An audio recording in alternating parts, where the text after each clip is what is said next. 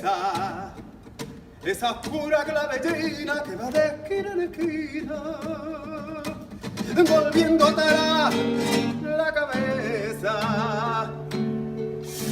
Lo mismo me llaman Carmen que Lolita que Pilar, o como quieran llamarme, me tengo que conformar.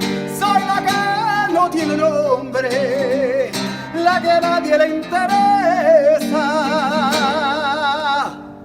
la perdición de los hombres, la que miente cuando besa.